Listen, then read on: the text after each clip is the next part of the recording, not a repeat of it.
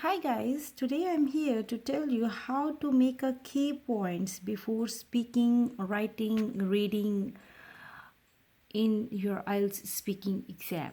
So, today's video is based on the words, how to describe that words before you're speaking, before you're writing, and before you're reading in your mind or on the paper.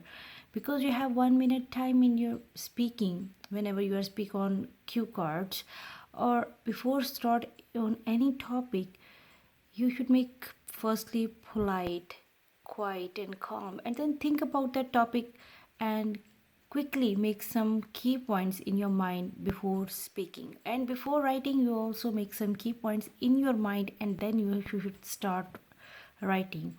And same is in the reading whenever you are choosing the topic or some confusing part, then again made a key points in your mind and always check the synonyms of the particular word.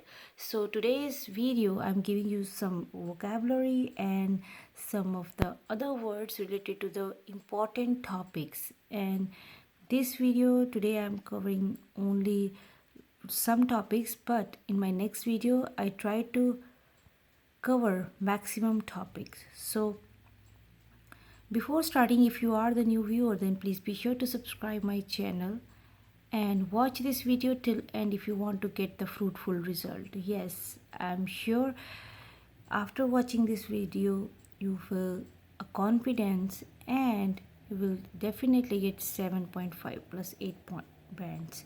So let's start. First topic is hometown. So hometown, how to describe the word hometown is nostalgia. Nostalgia means a longing for past. Like you can say, when I saw my school in my hometown, I feel nostalgic and I remembering my silly things and friendly friends. Friends means playmates. So here you should learn the new words like nostalgia. Close to one's heart means hold a special place, native place, the nears and the dear ones.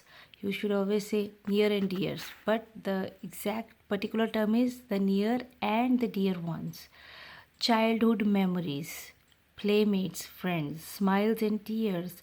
You should share your good and bad memories. You can say smiles and tears. Whenever I go back to my hometown, whenever I went to my hometown, there is smiles and tears in my eyes. Close association or associated, मतलब बहुत ही पास का जो नज़दीकी संबंध, ठीक है. Home town relates with that word also. So these all are words, these all are the terms you can use in your hometown whenever you are making key points, okay. And the second is village. This is also one of the important topic. Village is also like India lives in a village, said Mahatma Gandhi. Whenever examiner gave you the topic, speak on village and difference between village and city life, then you should start village always from this line, like India lives in a village, said Mahatma Gandhi. Or if you don't want to say this word, said Mahatma Gandhi, you should always say, because this is a phrase, India lives in a Mahatma Gandhi, India lives in a village. So this is a phrase. So next is peaceful.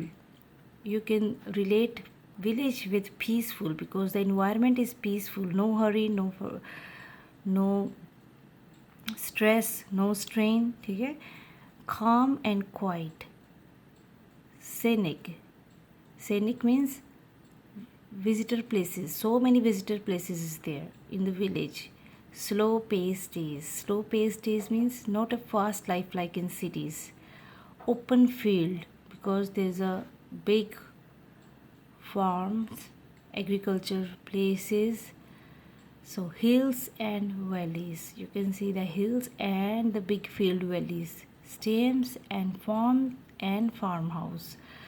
Farm and farm house, बहुत बड़ा सा खेत है, खेत के अंदर एक farm house है सुंदर सा.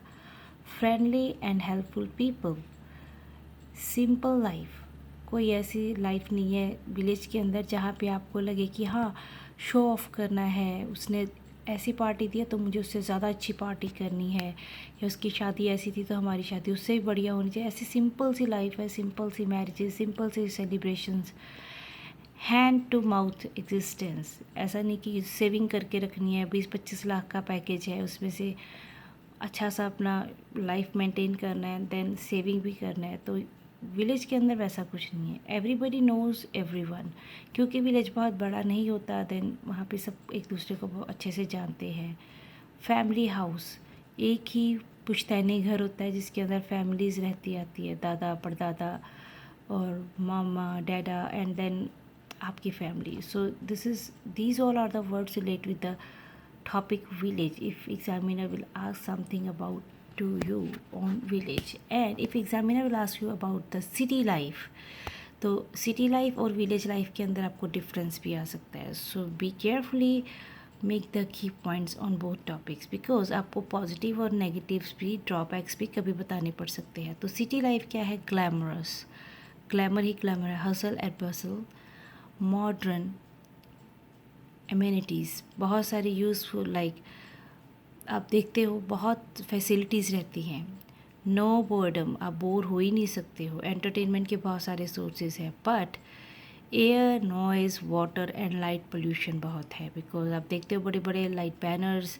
एयर, क्योंकि एयर पोल्यूशन कैसे है, नॉइज़ कैसे है, हॉर्न्स हैं, हॉकिंग्स हैं, and air pollution, smell, petrol diesel engine, इन सभी की स्मेल रहती है। वाटर पोल्यूशन, वाटर भी पोल्यूटेड है।